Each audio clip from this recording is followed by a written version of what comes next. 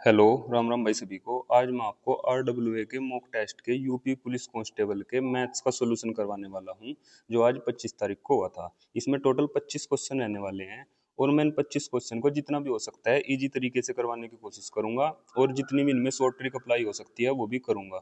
ठीक है, तो आप अगर इन क्वेश्चन को 25 के 25 को बहुत ध्यान से देखोगे तो आपके इनसे रिलेटेड सारे कॉन्सेप्ट क्लियर हो जाएंगे। और मैं एक एक क्वेश्चन को बिल्कुल अच्छे तरीके से समझाऊंगा, क्योंकि मैं यहाँ अपनी स्पीड दिखाने के लिए नहीं आया, मैं यहाँ आपको समझाने के लिए आया हूँ।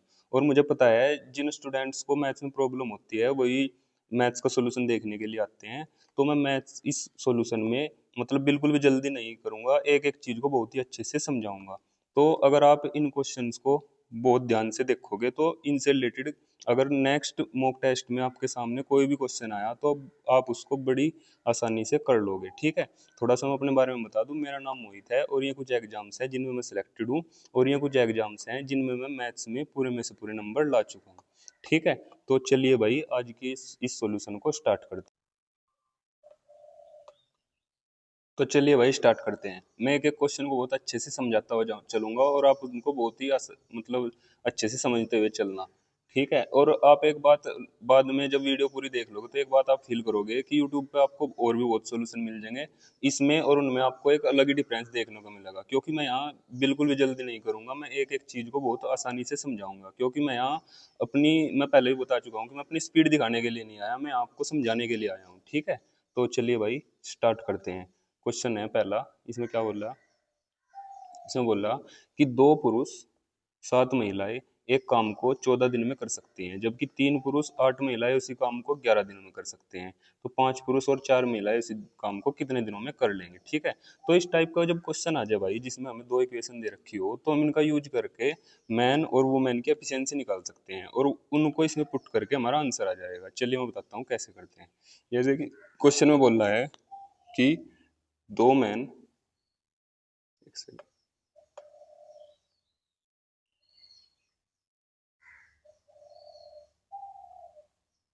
इसमें बोल रहा है दो मैन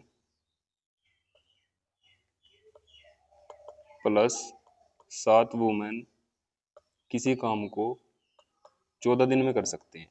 ठीक है, तो ये टोटल वर्क आ गया। ठीक है, दूसरी कंडीशन क्या दी? 3 मैन प्लस 8 वुमेन उसी काम को 11 दिन में कर सकते हैं। ठीक है, ये भी सेम काम है तो हम इनमें अगर बराबर का निशान लगा देते हैं कोई मतलब दोनों चीजें बराबर हैं। ठीक है, अब मैं इसको सोल्व करता हूँ। 14 दूनी 28 मैन प्लस 14 सत्ते 98 वुमेन इक्वल टू 11 तिया 33 वुमेन, सॉरी मैन, मैन थे ना 3 मैन, मैन प्लस 88 वुमेन। ठीक है, तो जब मैं इसको सोल्व करूंगा तो ये इधर जाके घट जाएगा, ये आ जाएगा 5 मैन इज इक्वल टू, और ये इधर आके घट जाएगा 10 वुमेन, ये इसमें से घटेगा। तो 5 दूनी 10 और मैन अपॉन वुमेन की वैल्यू हमारे पास आ जाएगी 2/1। ठीक है, अब इससे आगे इसमें करने का क्या तरीका होता है? इनमें से कोई भी एक इक्वेशन को लो, ठीक है, और उसमें वैल्यू पुट करते चले जाओ। जैसे 2 गुणा में मैन की वैल्यू हमारे पास कितनी आ गई थी? 2।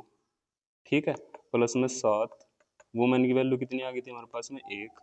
ठीक है, और गुणा में 14। ठीक है, इज इक्वल टू जो हमें पता करना है वो वाली इक्वेशन लो। पता क्या करना था हमें? वो हमें पता करना था 5 मैन प्लस 4 वुमेन। ठीक है, तो इसमें वैल्यू जो हम पुट करेंगे तो 5 मैन की वैल्यू हमारे पास एक की कितनी आई? 2 प्लस 4 गुणा में वुमेन की कितनी आई? 1, और गुणा में दिन हमें पता करना है। ठीक है, तो ये कितना हो जाएगा? 2 दूनी 4 प्लस 7 गुणा में 14 इज इक्वल टू 5 दूनी 10 प्लस 4 और गुणा में डी। ठीक है, तो अब क्या होगा? 10 और 4 14 और इससे 14 कट जाएगा। ठीक है, तो डी की वैल्यू हमारे पास आ जाएगी 7 और 4 11। ठीक है, तो 11 डेज इसका आंसर आ जाएगा। ठीक है, तो चलिए भाई नेक्स्ट क्वेश्चन पर चलते हैं। इसमें क्या दिया है? रवि और सुमित के वेतन का अनुपात 2:3 है। यदि प्रत्येक के वेतन में 5,000 की वृद्धि की जाए तो अनुपात इतना हो जाता है।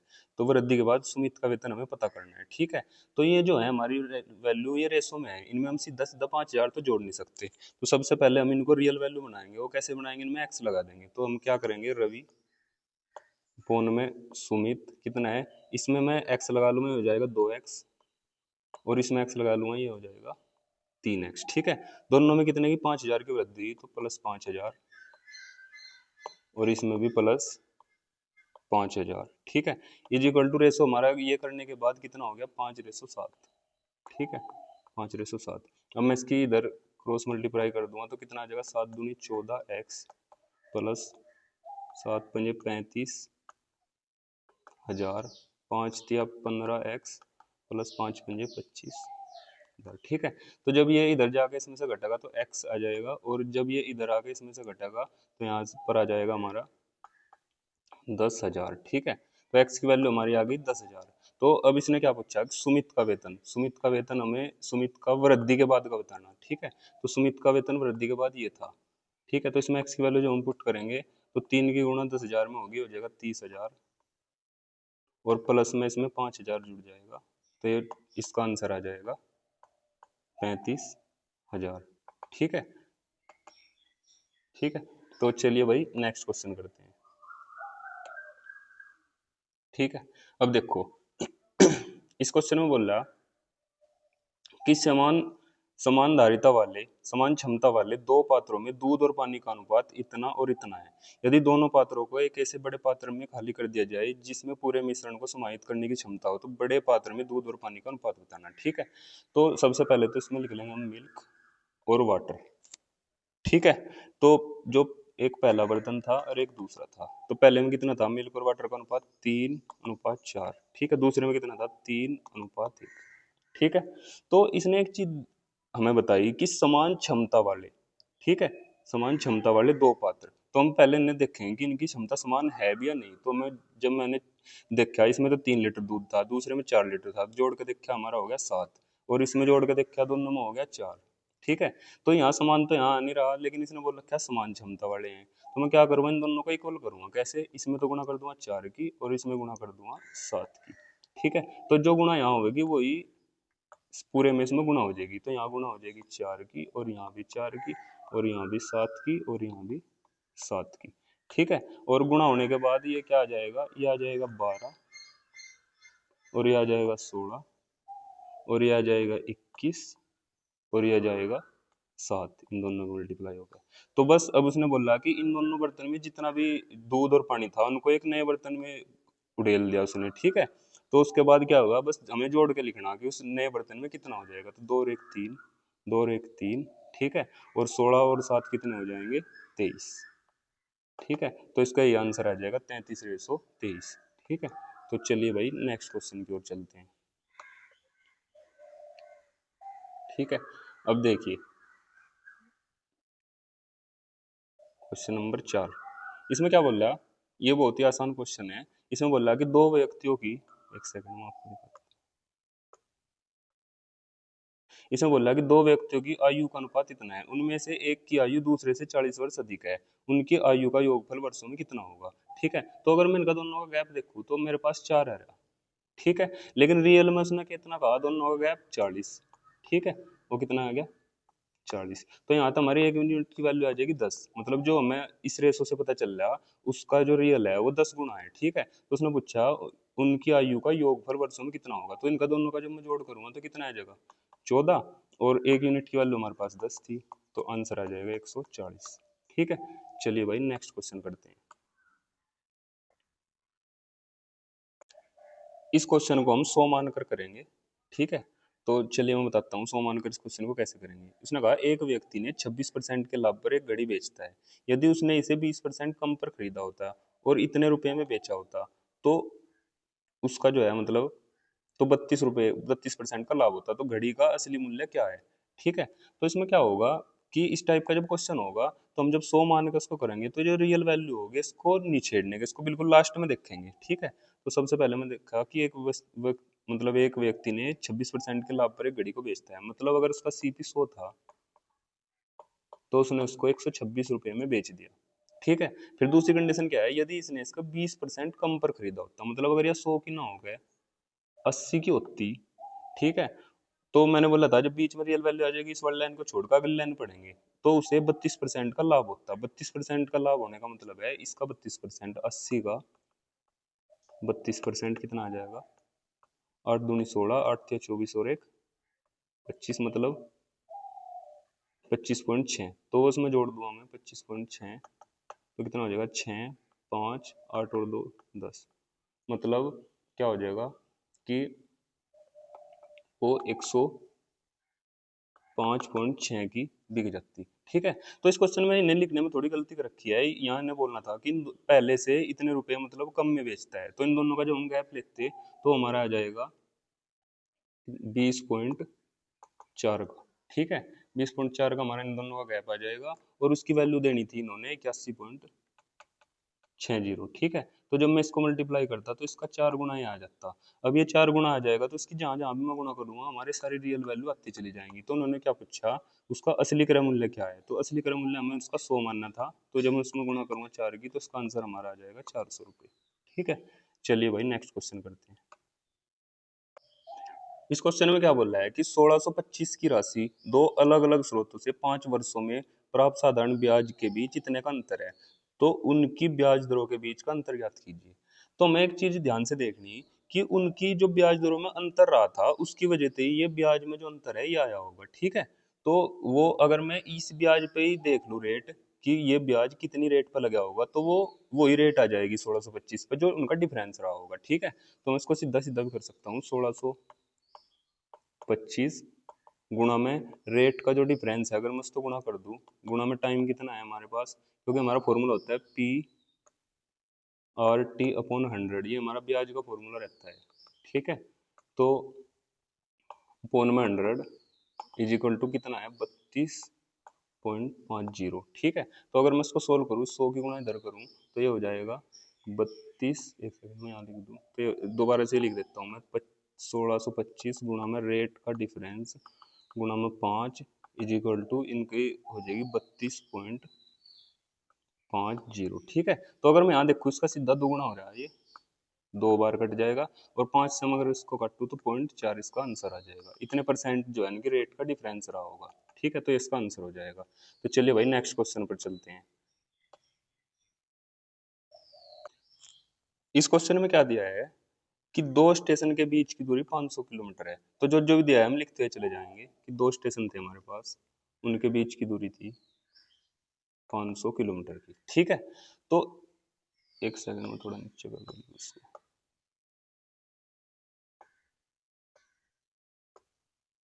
तो दो स्टेशन थे हमारे पास, उनके बीच की दूरी थी 500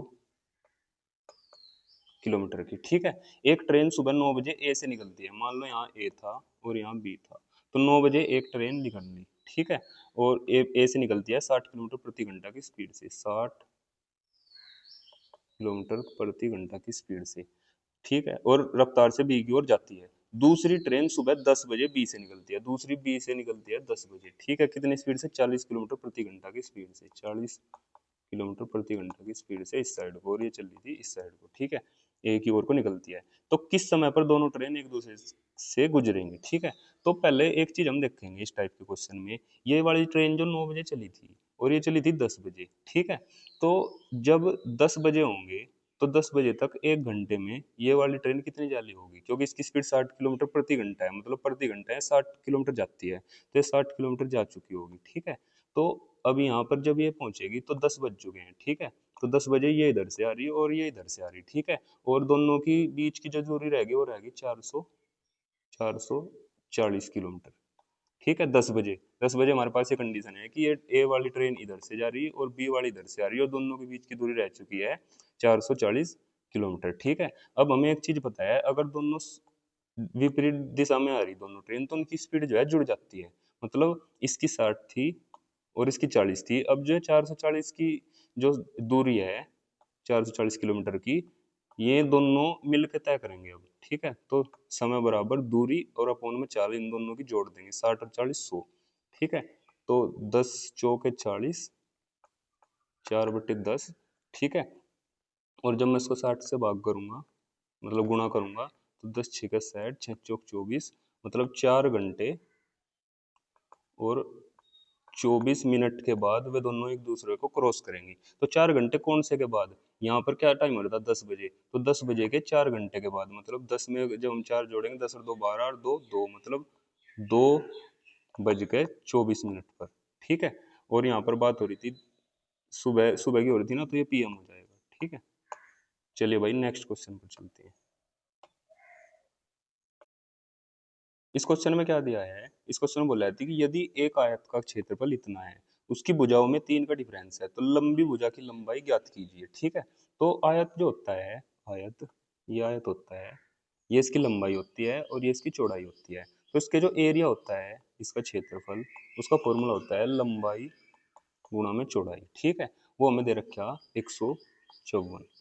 ठीक है, तो इसने बोला उसकी लंबी भुजा की लंबाई ज्ञात कीजिए, और उसने हमें एक बात और बता दी कि जो हम लंबी भुजा मानेंगे उससे 3 छोटी हमारी छोटी भुजा हो जाएगी, क्योंकि उसने बोला है इस क्वेश्चन में कि उसकी जो छोटी भुजा है वो 3 कम है। ठीक है, तो मैं क्या करूंगा इसमें, इस क्वेश्चन को हम ऑप्शन से करेंगे। सबसे पहले मैं इसमें मानूंगा कि हमारा इसमें जो है 14 अगर मैं मानूँ, ठीक है, तो अगर मैं लंबी भुजा को 14 मानूँ, तो छोटी भुजा हमारी कितनी हो जाएगी, इसमें से 3 कम, मतलब कितने, 11।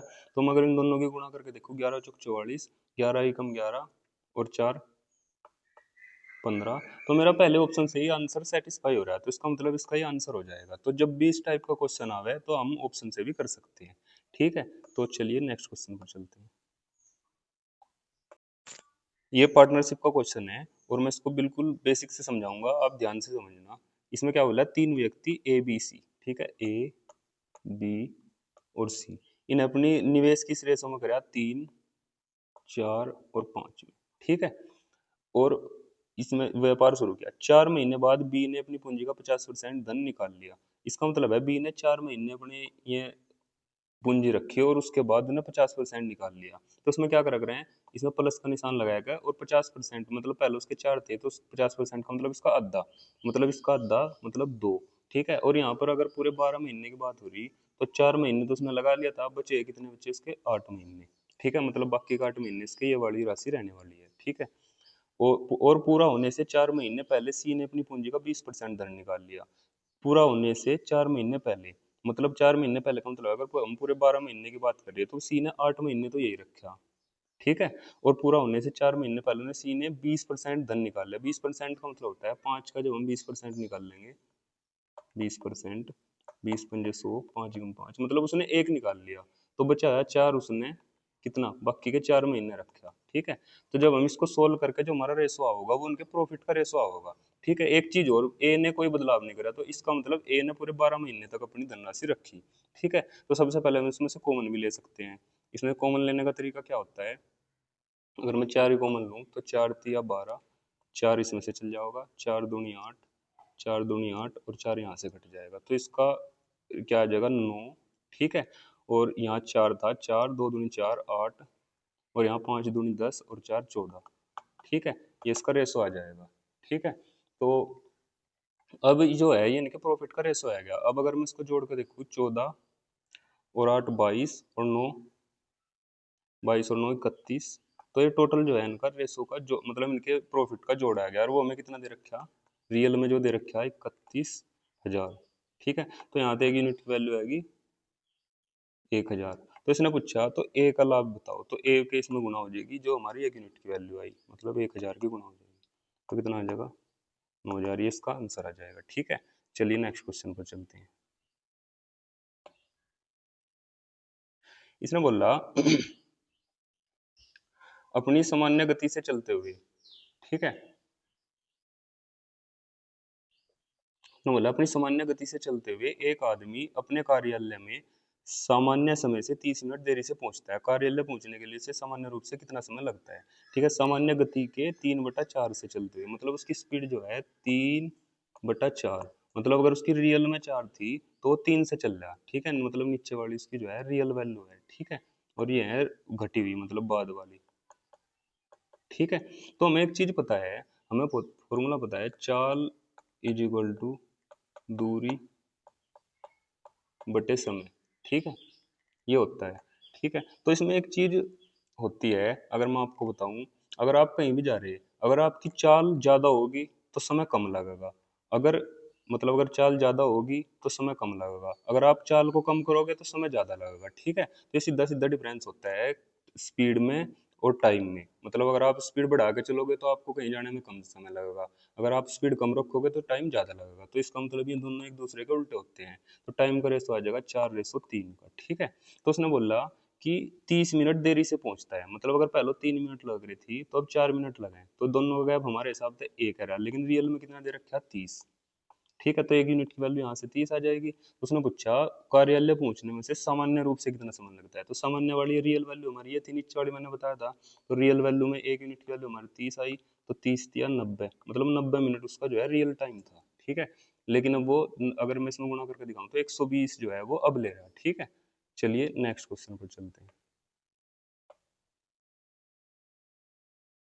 अब इस क्वेश्चन को देखो भाई, इसमें बोला दिए गए आंकड़ों का बहुलक क्या है।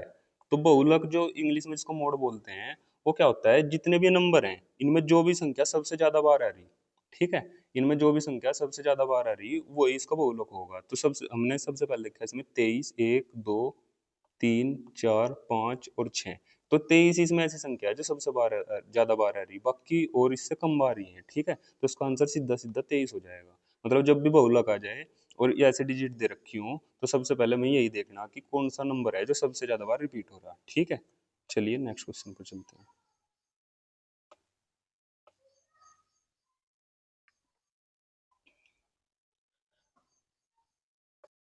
तो इस क्वेश्चन में अगर भाई आपने चक्रवृद्धि ब्याज वाला चैप्टर ध्यान तक रहा होगा तो आप इसको मात्र 5 सेकंड में कर सकते थे। इसमें कुछ भी करने की जरूरत नहीं थी। मैं आपको एक चीज मतलब याद दिलाने के लिए एक इसमें बता दूं कि अगर हम एक तरीका लगा करते थे, अगर चक्रवृद्धि ब्याज की रेट 20% है तो हम इसको ऐसे लिख लेते थे, 20% को खोल के 1/5। ठीक है, और हम लिख देते थे ऐसे 5 से 6 हो गई, 5 से 6 हो गई, 5 से 6 हो गई। मतलब अगर 2 साल होते थे 2 बार लिख देते थे, 3 साल होते 3 बार लिख देते थे। ठीक है, और ये हमारा प्रिंसिपल होता था और ये हमारा अमाउंट होता था। ठीक है, तो उसने पूछा कि इतने के वर्ष मतलब दर पर इतने वर्षों में, ठीक है, इतने हो जाएंगे, मतलब इतने से इतने रुपए हमें बताना। तो हमें एक चीज यहाँ साफ साफ दिख रही है, अगर मैं 2 जीरो हटाऊं कहीं ना कहीं ये तो 5 का क्यूब बन रहा और ये 6 का क्यूब बन रहा।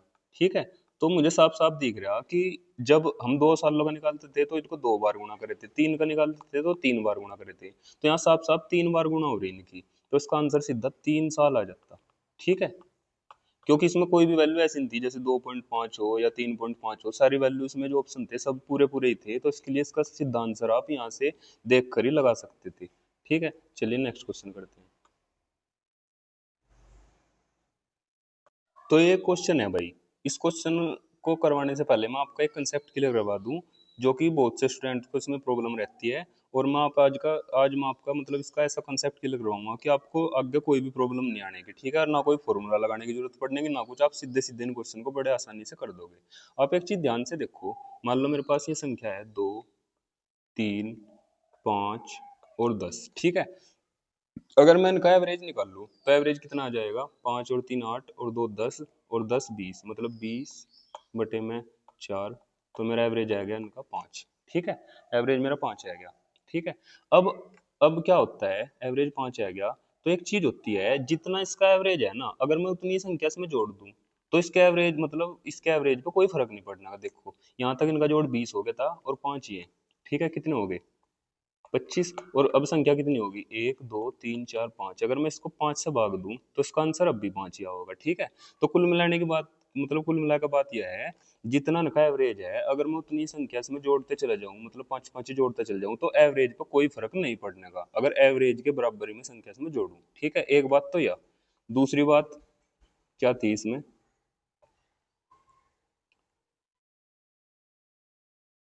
ठीक है, अब अगर मैं इसमें कोई नई संख्या 10 जोड़ दूं, ठीक है,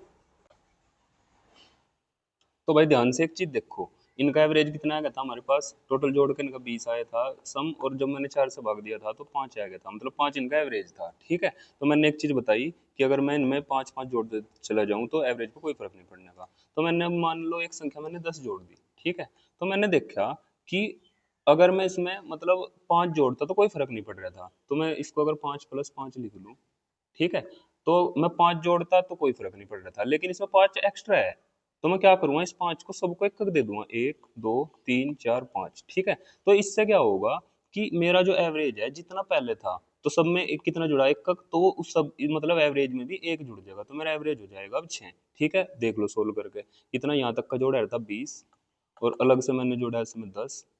ठीक है, और टोटल संख्या कितनी होगी, 1 2 3 4 5। ठीक है, तो 5 से जब मैं भाग दूंगा ये टोटल है 30, और 5 अंक 30। ठीक है, तो मतलब ये चीज हमें करके भी नहीं देखने की जरूरत पड़ने की, हम सीधा सीधा बोल सकते हैं अगर सब में एक जुड़ रहा है तो हमारे एवरेज में भी एक जुड़ जाएगा। देखो भाई, मैंने ये चीज आपको बिल्कुल कंसेप्ट से मतलब छोटी सी एक वैल्यू मान के करके दिखा दी। अब मैं आपको इसका सोल्यूशन करके दिखाता हूँ। ठीक है, चलिए एक सेकंड में इसको साफ कर दूं। आप एक बार क्वेश्चन को पढ़े ध्यान से, फिर मैं आपको करवाता हूँ इसको। देखिए, इसमें बोला है 4 वर्ष पहले किसी कार्यालय में 45 कर्मचारियों की आयु 32 वर्ष थी। ठीक है, इस अवधि के दौरान 3 और व्यक्ति कंपनी में भर्ती हुए, और वर्तमान में कंपनी के कर्मचारियों की औसत आयु इतनी है। तो नए तो 3 नए कर्मचारियों की औसत आयु कितनी है। ठीक है, चलो, तो एक चीज ध्यान से देखो आप। इसने बोला 4 वर्ष पहले 45 कर्मचारियों की आयु 32 वर्ष थी। ठीक है, मतलब 45 जो कर्मचारी थे उनकी आयु कितनी थी, आयु वर्ष में 32 थी। तो 4 वर्ष पहले थी। अगर मैं अब की देखूं तो मैंने क्या बताया था, सब में चार चार चार चार जुड़ते चले जाओगे, तो अब कितनी हो जाएगी, 32 + 4 मतलब 36। तो अगर मैं प्रेजेंट की बात करूं तो उनकी आयु 45 जनों की 36 वर्ष हो जाएगी। ठीक है, 25 उनकी ईयर हो जाएगी। ठीक है, देखो ध्यान से समझते जाइए भाई। ठीक है, अब दूसरी बात उसने क्या कहा कि अब हम आगे प्रेजेंट में। ठीक है, अब उसने कहा इस मतलब इस अवधि के दौरान 3 और व्यक्ति कंपनी में आए। तो जो 3 व्यक्ति कंपनी में आए, 3 पर्सन, ठीक है, उनकी अगर आयु, उन्हें उसने क्या कहा, उनके आने से कर्मचारियों की औसत आयु 37 होगी। तो मैंने एक चीज बताई थी, अगर मैं 3 आए, मैं भी तीनों 36 के ही होते।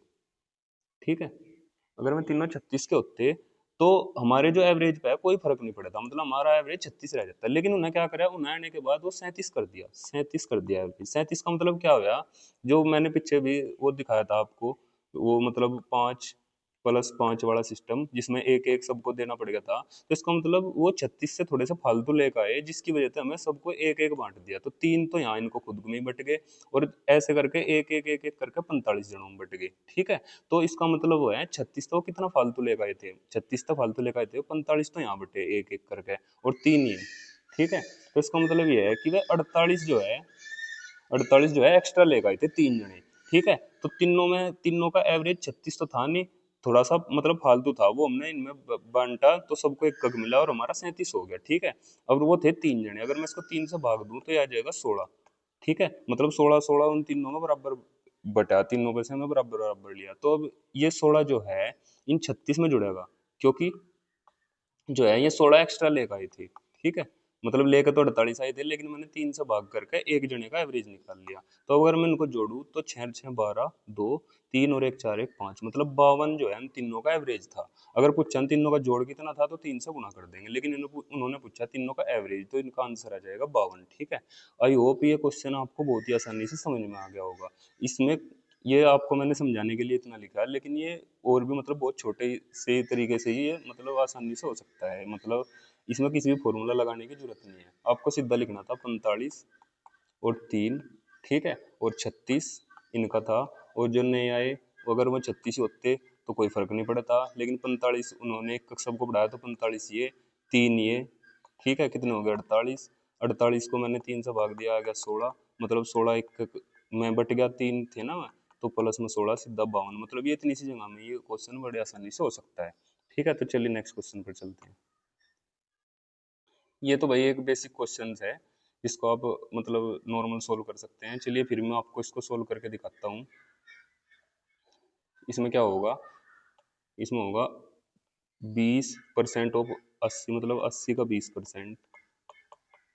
ठीक है, प्लस में 2x इज इक्वल टू 30 का 45% प्लस 85 का 20%। ठीक है, तो 20 × 100 और 5 से कट जाएगा ये 16 बार। ठीक है, plus 2x is equal to कितना कट जाएगा, 5 9 45, 5 दूनी 10, 9 या 27 बटे में 2 प्लस 2 पंजे 10 और 5 तक कट जाएगा, 17 बार। ठीक है, तो जब भाई हम इसको सोल्व करेंगे तो इसका आंसर आप बड़े ही आसानी से मतलब निकाल सकते हो। यहाँ से x की वैल्यू, ये 16 इधर जाकर कट जाएगा, लिख दूँ मैं थोड़ा सा, ये आ जाएगा 27 बटे में 2 plus 17 minus 16 is equal to 2x। ठीक है, और ये 2 नीचे से कॉमन मतलब एलसीएम आ जाएगा, 27 प्लस 34 माइनस 32। ठीक है, और यहाँ से 2 बच जाएंगे, 27 और 2 29 हो जाएंगे, और ये 2 नीचे चल जाओगा गुना में 4, तो 4 सत्ते 28, 1/4, 7 से 1/4 इसका आंसर आ जाएगा। ठीक है, तो चलिए भाई नेक्स्ट क्वेश्चन पर चलते हैं। ठीक है, इसने बोला एक चोर 40 किलोमीटर प्रति घंटा की चाल से चलते हुए एक निश्चित दूरी को 5 घंटे 15 मिनट में तय कर सकता है। यदि पुलिस उसका पीछा करते हुए समान दूरी को 50 किलोमीटर प्रति घंटा की चाल से तय करती है तो पुलिस उसी दूरी को तय करने में कितना समय लेगी। ठीक है, तो हमें दूरी पहले तो सबसे पहले तो हमें दूरी पता करनी। दूरी क्या होती है? दूरी हमारी होती है चाल गुणा में समय। ठीक है, तो उसकी चाल कितनी थी जो चोर की? 40 किलोमीटर प्रति घंटा। समय कितना लिया उसने? 5 घंटे प्लस 15 बटे अगर मैं 60 लिखूं तो 5 से ही 1/4 मतलब 5 चौक 20 और 1 21 बटे 4 उसने समय लिया। ठीक है, और इस तरह जब मैं काटूंगा तो ये आ गया 21 गुणा 10, मतलब ये टोटल, या सीधा ही बोल दूं मैं इसको, 210 की जो है टोटल दूरी आ गई। ठीक है, और अब क्या पूछा? तो पुलिस को दूरी को तय करने में कितना समय लगेगा। तो पुलिस की स्पीड कितनी थी? या तो चाल बराबर होता है, चाल बराबर दूरी ये वाली, और अपन में मतलब दूरी को तय करने में कितना समय लगेगा, तो समय बराबर होता है, एक सेकंड, समय बराबर हो जाएगा दूरी ये वाली, और चाल कितनी थी इसकी? 50 की। ठीक है, तो इसको सोल्व कर लेंगे। 5 चौके 20 और 1/5 और गुणा में इसमें 60 कर देंगे। ठीक है, तो कितनी बार कट जाएगा? 12 बार। ठीक है, तो 4 घंटे 12 मिनट हमारा आंसर आ जाएगा। ठीक है, ये वाला ही। ठीक है, तो चलिए भाई नेक्स्ट क्वेश्चन पर चलते हैं। अब इस क्वेश्चन में देखो, इसने बोला एक घनाभ की लंबाई चौड़ाई और ऊंचाई का योग 20 है। मतलब एक घनाभ है इस टाइप से, यस की एल होती है लंबाई और ये इसकी चौड़ाई होती है और ये ऊंचाई। ठीक है, तो इसका जो जोड़ है इनका L plus B plus H वो दे दिया उन्होंने 20। ठीक है, यदि इसके विकर्ण की लंबाई 12 है तो विकर्ण की लंबाई का मैंने जब पिछला मॉक का मतलब सोल्यूशन करवाया था उसमें बताया था, इसका जो विकर्ण होता है उसकी लंबाई का फॉर्मूला होता है, मतलब इसके डायगोनल का फॉर्मूला होता है अंडर रूट में एल का स्क्वायर बी का स्क्वायर और एच का स्क्वायर। ठीक है, तो यहाँ पे हो जाएगा अंडर रूट में एल का प्लस बी का प्लस एच का स्क्वायर इज इक्वल टू कितना आ जाएगा? 12। ठीक है, तो जब मैं इसका स्क्वायर करूंगा तो एल का स्क्वायर प्लस बी का स्क्वायर प्लस एच का स्क्वायर इज इक्वल टू आ जाएगा 144। ठीक है, तो उसने पूछा तो घनाभ का संपूर्ण पृष्ठीय क्षेत्रफल ज्ञात कीजिए। तो घनाभ के संपूर्ण पृष्ठीय क्षेत्रफल का फॉर्मूला होता है 2l into B into H into L. ठीक है, तो हमें अगर किसी तरह ये पता चल जाए तो हमारा आंसर आ जाएगा। तो भाई जैसे ही मैंने ये देखी है चीज और ये चीज देखी तो मेरे एक फॉर्मूला होता है जो मेरे याद आया, वो होता है अगर हमारे पास हो a plus B plus c का whole square is equal to होता है a square plus b square plus c square plus में 2 into a b c plus c a. ठीक है, और इसमें हमारे पास ये भी है, अगर मैं यहाँ पर एल बी एच रख दूँ तो हमारे पास ये भी है और ये हमें पता करना है। ठीक है, तो और ये भी हमारे पास दे रखा है, तो मैं इसकी वैल्यू पुट करता चल जाऊंगा क्यों, अगर मैं यहाँ मान लूँ यहाँ एल है यहाँ बी है और यहाँ एच है। ठीक है, तो इस ए प्लस बी प्लस सी का होल स्क्वायर होगा यहाँ, मतलब ये जो हमारे पास ये वैल्यू थी इसका होल स्क्वायर मतलब 400। ठीक है, इसकी वैल्यू हमें कितनी दे रखी? 144। ठीक है, प्लस में ये हमें पता करना 2 into L B H L. ठीक है, तो ये इधर जाके समय से घट जाएगा और ये आ जाएगा 256। इसकी वैल्यू हमारी ये आ जाएगी और यही हमारा इसका आंसर हो जाएगा। ठीक है, क्योंकि इसके संपूर्ण पृष्ठक क्षेत्रफल का फॉर्मूला यही होता है। ठीक है, तो 256 इसका आंसर हो जाएगा। ठीक है, तो चलिए भाई नेक्स्ट क्वेश्चन पर चलते हैं।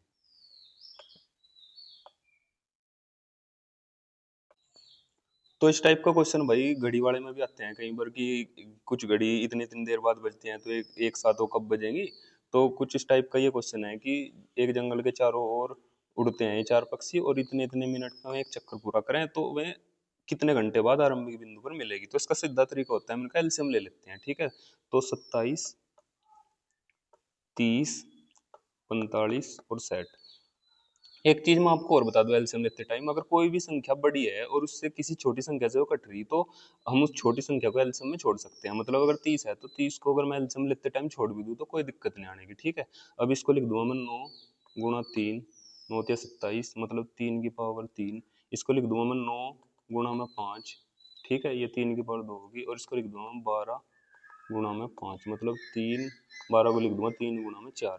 ठीक है, तो अब मैं एक चीज देखूंगा, तीन जो मेरे पास है, तीन इसकी सबसे बड़ी वैल्यू है मेरे पास 3 की 3, तो एलसीएम में हम वही लिखेंगे। ठीक है, 3 की 3 हो जाएगी मतलब 27। ठीक है, अब तीन वाला मैटर खत्म, तीन खत्म हो गया। ठीक है, अब देखो मैं मेरे पास है 5, तो 5 की सबसे बड़ी पावर मेरे पास यही है 5। ठीक है, तो 5 का भी खत्म हो गया, 5 की पावर 1 थी। अब सारी ये चीजें तो होगी खत्म, 5 भी खत्म हो गया। अब मेरे पास बचा 4, तो 4 की सबसे बड़ी पावर 4 ही है मतलब। ठीक है, तो मैं इसको लिख दूंगा 4। ठीक है, तो 5 चौके 20 और 27 दूनी 54 मतलब 540 जो है इसका मेरा एलसीएम आ जाएगा। ठीक है, और जब मैं इसको घंटों में बदलूंगा क्योंकि मिनट की बात हो रही थी, तो यहाँ पर कितना आ जाएगा 6 × 9 = 54 मतलब 9 घंटे के बाद में उसी पॉइंट पर मिलेंगे। ठीक है, तो चलिए भाई नेक्स्ट क्वेश्चन पर चलते हैं।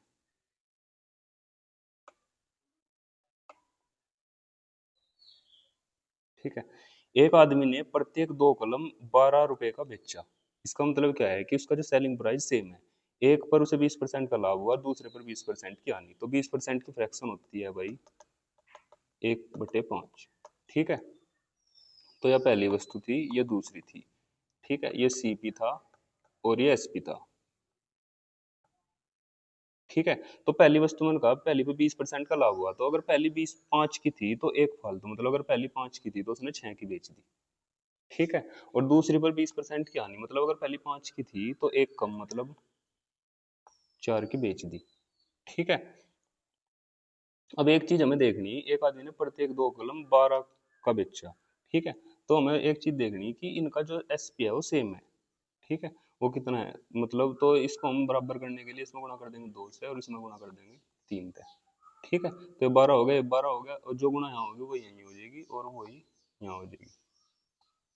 ठीक है, तो ये कितना हो जाएगा, ये हो जाएगा 5 × 10, 5 × 3 = 15 और ये हो जाएगा 6 × 2 = 12 और 4 × 3 = 12।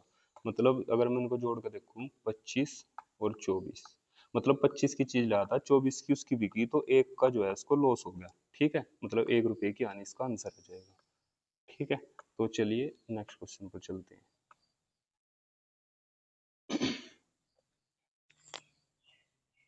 इसमें क्या बोल रहा है कि रोहित और मनोज के पास कुल इतने रुपए हैं, यदि रोहित की धनराशि, मतलब रोहित की धनराशि का 10/21, मतलब इसका 10/21 मनोज की धनराशि के 5/7 के बराबर है, मतलब इसके 5/7 के बराबर है, तो रोहित के पास कितनी धनराशि है। तो सबसे पहले तो उनका रेशो ही सोल्व कर लेंगे, 5 दूनी 10, 7 × 21, तो R/M आ जाएगा हमारा 3/2। ठीक है, तो अब बस इसको इस रेशो में बांटना, जितनी भी ये 1320 दे रखी ना, इसको इस रेशो में बांटना, R और M मतलब 3 और 2।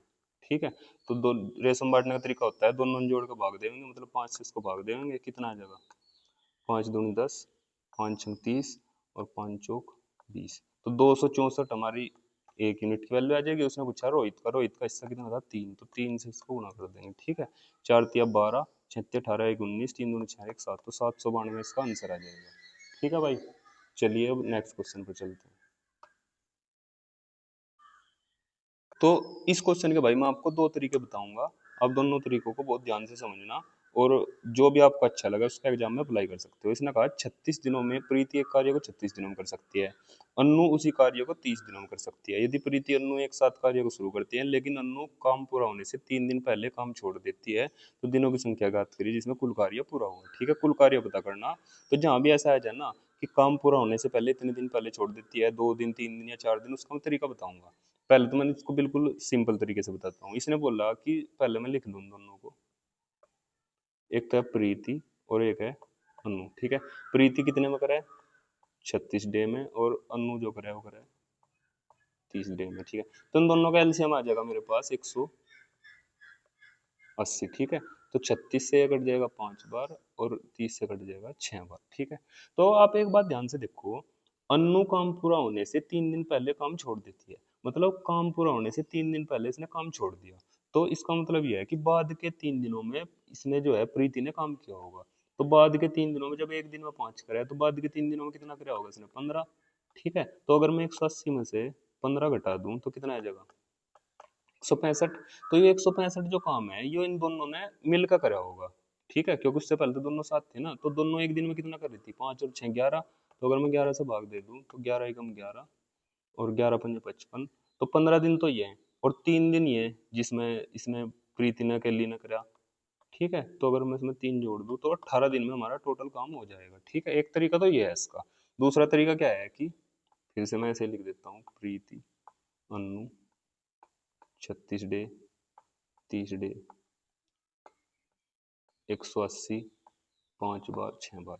इसका तरीका है कि अगर कोई काम छोड़ के जा रहा है ना, तो उसको छोड़ने ना दो, उसको वहीं रोको और उससे काम पूरा करवाओ, ठीक है। तो अनु काम पूरा होने से 3 दिन पहले, 3 दिन पहले काम छोड़ के जा रही, तो 3 दिन पहले काम छोड़ के जा रही है। अगर ये 3 दिन रुकती तो 3 दिन में कितना काम करती, एक दिन में 6 करी तो 3 दिन में 18। तो ये काम इसमें जोड़ दो, ठीक है। तो 180 + 18 कितना हो गया, 198। तो और जो ये काम आएगा ये दोनों का करवा दो जोड़ के, ठीक है। तो कितने, तब 5 और 6 11, तो जब भाग देंगे तो 11 एकम 11 और 11 अठे 88, मतलब 18 दिन में टोटल काम हो जाएगा। तो चाहे मतलब या तो ये तरीका कर लो या ये तरीका कर लो, दोनों ही बेस्ट है, इससे थोड़ा जल्दी हो जाएगा, ठीक है। चलिए भाई नेक्स्ट क्वेश्चन पर चलते हैं। ये अब इसमें देखो, इसने कहा मुकेश की आय 75,000 थी, कितनी थी, 75,000। उसकी आय में 29% की वृद्धि होगी, तो उसका सीधा 129% निकाल दो, ठीक है। तो नॉर्मल से ही भाई बड़ी आसानी से हो जाएगा क्वेश्चन। अगर मैं इसको ऐसे भी काटूं तो बाद में एक तो जीरो ही रहनी, जीरो तो लगभग सबके ही है, 9 पंजे 45, मतलब लास्ट में 5 रहना, ठीक है। तो 5 वाले, वैसे इसमें एक ऑप्शन और था नीचे, लेकिन अंदाजा मैं इससे भी लगा सकता हूँ। अगर मैं इसको एक पूरा 130 लिख दूँ, ठीक है, तो 13 सत्ते 91, तो मतलब 9,000 से ऊपर आंसर आ जाएगा। तो ये मेरा आंसर सही हो जाएगा, ठीक है। बाकी नॉर्मल आप गुणा भी कर सकते हो, कोई ज़्यादा बड़ी गुणा भी नहीं है, ठीक है। चलिए नेक्स्ट क्वेश्चन पर चलते हैं। तो इस क्वेश्चन में बोला कि भाई, इसमें क्या बोला कि किसी संख्या को 42 से भाग देने पर हमें भागफल इतना और शेषफल इतना प्राप्त होता है, उसी संख्या को 41 से भाग देने पर क्या प्राप्त होगा, ठीक है। तो 41 से भाग देगा तो हम जब देखेंगे जब हमें वो संख्या पता हो। संख्या पता करने के लिए मैं आपको एक चीज बता दूं, मान लो मैंने 5 को से भाग दिया 20 को, ठीक है।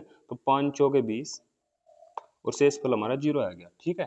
तो अब अगर मैं मान लो मेरे तक कोई ये बता देता कि भाई हमें ये 20 नहीं पता, ठीक है, हमें बस इतना पता कि मैंने 5 से किसी संख्या को भाग दिया, ठीक है, और मेरा भागफल 4 आया, शेषफल 0 आया। तो मैं, मुझे अगर यह संख्या पता करनी हो तो मैं क्या करूंगा, इन दोनों की गुणा करूंगा, ठीक है। 5 चौके 20, तो मेरे पे फिर से आंसर आ जाएगा, ठीक है।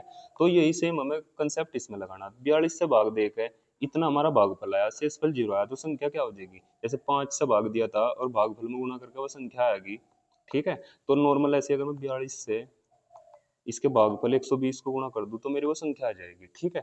अब यही संख्या मुझे 41 से भाग देकर देखनी, ठीक है। 41 से जब मैं भाग दूंगा तो 41 से जब 42 में भाग दूंगा यहाँ तो सीधा सीधा एक आ जाएगा, ठीक है। और 41 से जब मैं इसको भाग दूंगा तो ये हमारा आ जाएगा 38, ठीक है, क्योंकि 41 दूनी 82, इसमें से घटाकर 38 जो है शेषफल बचेगा। और जब एक की और 38 की दोनों गुणा करूंगा मैं तो मेरा आंसर सीधा आ जाएगा 38, ठीक है। तो यही मेरा शेषफल रहेगा इसमें, ठीक है। चलिए नेक्स्ट क्वेश्चन पर चलते हैं, ठीक है। तो इस क्वेश्चन का मैं आपको बता दूं, इसमें सीधा ऑफ को सोल्व करते हुए जाना है और नॉर्मल लिखते हुए जाना है, मतलब कैलकुलेशन ही है, कोई खास इसमें कंसेप्ट नहीं है। फिर भी मैं करके दिखा दूं आपको। इन दोनों को जब सोल्व करेंगे तो 1/6 और माइनस, और इन दोनों को जब सोल्व करेंगे तो 8,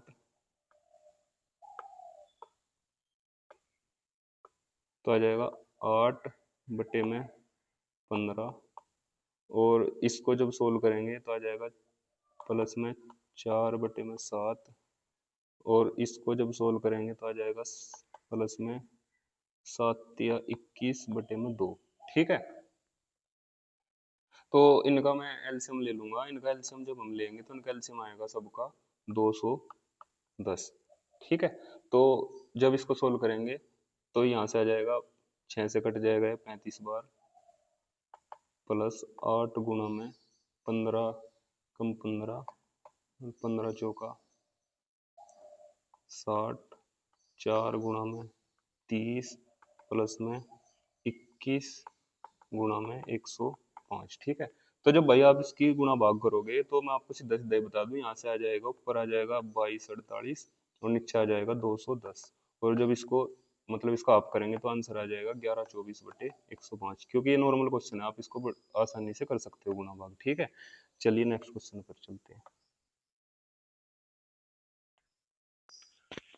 तो इस क्वेश्चन का भाई मैं आपको बिल्कुल बेसिक, बिल्कुल देसी तरीका बताऊंगा, जिससे आप अगर इस टाइप का कभी भी क्वेश्चन आ जाए तो उसको बड़े आसानी से कर लोगे। ठीक है, तो इसमें बोला एक विक्रेता ने 1 रुपए में 4 रेजर बेचता है, ठीक है, तथा 25% का लाभ अर्जित करता है, तो उससे उसने 1 रुपए में कितने रेजर खरीदे थे। ठीक है, तो मतलब हमें उसका सीपी पता करना। ठीक है, तो इसमें जब भी ऐसा क्वेश्चन आ जाए, उसने क्या करा, 4 जो रबड़ थी, ठीक है, वो 1 रुपए में बेची उसने। ठीक है, अगर मैं एक रबड़ निकाल दूं, देखो भाई बिल्कुल देसी, मतलब देसी बिल्कुल बेसिक तरीका बता रहा है। ठीक है, तो एक रबड़ आ जाएगी अंत 1/4 रुपए की। ठीक है, और ये काम करने के बाद उसको 25% का लाभ हो रहा है, मतलब ये जो है हमारी 125% की वैल्यू है। अगर मैं इसमें 100 गुना कर दूं तो ये मेरा सीपी आ जाएगा, क्योंकि सीपी हमेशा 100% होता है अपने आप में। तो इससे कितनी बार कट जाएगा, 25 बार, और 25 से कट जाएगा 5 बार।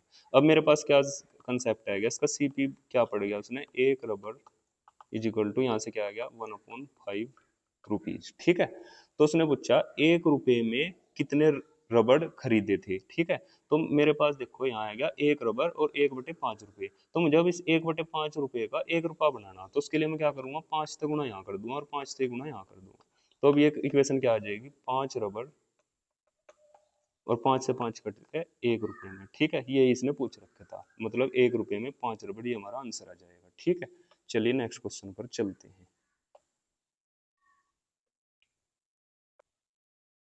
तो भाई जिसने मेरी पहली वीडियो देखी होगी उसने इस क्वेश्चन को करने में कोई भी दिक्कत नहीं आनेगी। फिर भी मैं एक बार इसका कंसेप्ट आपके सामने क्लियर कर दूं। ठीक है, जैसे ये क्वेश्चन है, इसमें पूछ रखा है चतुर समानुपाती और मध्यानुपाती। ठीक है, तो इससे रिलेटेड मैं आपको कब कब कंसेप्ट जो है क्लियर कर दूं। ठीक है, इसमें क्या होता है, बहुत से मतलब अधिकतर सभी टीचर्स में फॉर्मूले बताते हैं, लेकिन मैं आपको बताता हूँ कि आपको फॉर्मूले बहुत हैं रटने के लिए, 2D 3D के, आप उन्हें रटो। मतलब इसको मैं बिना फॉर्मूले के ही समझाऊंगा, आप और कभी भी मतलब बिना फॉर्मूले के ही कर लोगे और बहुत ही आसानी से। ठीक है, तो इसमें 3 चीजें होती हैं, एक होता है मीन,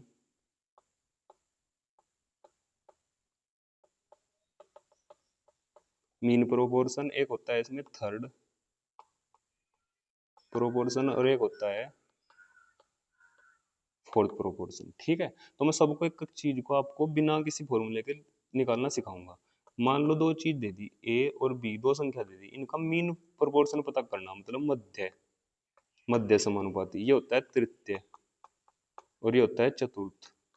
ठीक है, तो इसमें क्या होगा, अगर मध्य वाला पूछ लिया तो इनके मध्य में एक संख्या लिख दो x। ठीक है, और सिंपल क्या करना, a के बटे में x लिख दो और x के बटे में b लिख दो। ठीक है, तो मतलब x के बटे में b। ठीक है, तो यहाँ से x की गुणा हो जाएगी और a b की हो जाएगी, तो यहाँ से आ जाएगा x² is equal to A B और x is equal to under root में ए बी। तो ये तो हो गया हमारा मीन प्रोपोर्शन। ठीक है, अब अगर पूछ लिया तृतीय, तृतीय में क्या होगा, मान लो दो संख्या दे दी ए बी। ठीक है, इसका तृतीय पूछना, तो 1 2 3, तीसरे नंबर पे एक एक्स लिख दो। ठीक है, अब सेम वही तरीका, ए के बटे में लिखो बी और बी के बटे में लिखो एक्स। ठीक है, और हमें एक्स की वैल्यू पता करनी है, क्योंकि ये अपनी तरफ से मान लेंगे हम, तो एक्स इधर चल जाओगा और बी की गुणा हो जाएगी यहाँ से, तो कितना आ जाएगा, b² अपॉन में ए जो है हमारी एक्स की वैल्यू आ जाएगी। ठीक है, तो ये भी फॉर्मूला रटने की जरूरत नहीं। अब आ जाओ फोर्थ पे, फोर्थ में क्या होगा, ए बी सी तीन संख्या दे देगा। ठीक है, इसका फोर्थ पूछेंगे तो 1 2 3, चौथे नंबर पे हम क्या करेंगे, एक्स मान लेंगे। सेम वही तरीका, ए के बटे में बी लिखो और सी के बटे में एक्स लिख दो। ठीक है, तो नॉर्मल इसकी गुणा यहाँ हो जाएगी, इसकी यहाँ से x is equal to B गुणा सी अपोन में ए आ जाएगा। ठीक है, तो यही चीज मैं आपको इस क्वेश्चन में अप्लाई करके दिखाता हूँ। देखो ध्यान से देखो, इसमें बोला 16 18 8 के चतुर समानुपाती, मतलब चतुर का मतलब हमें यहाँ एक एक्स मानना। ठीक है, बस अब क्या करना, 16 बट्टे में 18 करना, ठीक है, और 8 बट्टे में एक्स करना, मतलब नॉर्मल करते चलना है, इसके ये। ठीक है, तो अब मैं सोल्व करूंगा, 8 दूनी 16, तो 2 से 9 बार कट जाएगा, तो एक्स इजिकल तो आएगा 9 यहाँ से। दूसरी कंडीशन मैंने क्या कहा, इन दोनों के मध्य अनुपाती, मतलब 12 और 27 का मध्य, तो मध्य में एक चीज मानूंगा मैं एक्स, तो 12 बटे में इसके बटे में ये और इसके बटे में ये, 12 बटे में एक्स और एक्स बटे में 27। ठीक है, तो एक्स स्क्वायर इजिकल टू आ जाएगा 12 गुणा में 27। ठीक है, इसको मैं लिख दूंगा 3 गुणा में 4 और इसको लिख दूंगा मैं 9 गुणा में 3, ये ऐसे लिख लिया और ये ऐसे लिख लिया, और x इज इक्वल टू इनका अंडर रूट हो जाएगा। ठीक है, तो अंडर रूट में से इस तीन में से एक 3 बार आ जाएगा, और इस 9 का 3 बार आ जाएगा, और ये 4 में से 2 बार आ जाएगा। ठीक है, तो 3 3 9 दूनी 18। ठीक है, ये आ गया हमारा यहाँ से 18। तो इसने पूछा इन दोनों के बीच का अनुपात, मतलब 9:18, तो 1:2 इसका आंसर आ जाएगा। ठीक है, तो ये हो गया कंसेप्ट क्लियर। तो धन्यवाद भाई सभी का। और एक चीज मैं आपको बोलना चाहता हूँ, अगर आपने वीडियो पूरी देखी है और आपको लगा कि मतलब आपको बहुत अच्छे से समझ में आया है, तो भाई मुझे मतलब कमेंट करके जरूर बताएं। ठीक है, और अगर आपको वीडियो अच्छी लगी और आप आगे भी ऐसी वीडियो मतलब देखना चाहते हैं सॉल्यूशन की, और इससे अलग मैं कंसेप्ट मतलब चैप्टर वाइज भी वीडियो डाल रहा, तो अगर आप उनको देखना चाहते हैं तो चैनल को जरूर सब्सक्राइब कर लें और वीडियो को लाइक करें, और भाई कमेंट जरूर करके बताएं कि मतलब आपको वीडियो कैसी लगी, मतलब जो मैं मेहनत कर रहा वो मेरी मतलब सही दिशा में जा भी रही या नहीं। ठीक है, जिससे कि मतलब मुझे भी मोटिवेशन मिलेगा और मैं और अच्छे से आपको और एक्सप्लेन करूंगा चीज़ों को। तो भाई कमेंट जरूर करके बताएं, जिससे कि मैं मतलब अगर कोई भी आपका डाउट हो वो नेक्स्ट वीडियो में क्लियर करूं, और वीडियो मतलब और चीज़ों को इम्प्रूवमेंट करूं। ठीक है, तो राम राम भाई सभी को एक बार फिर से। ठीक है, और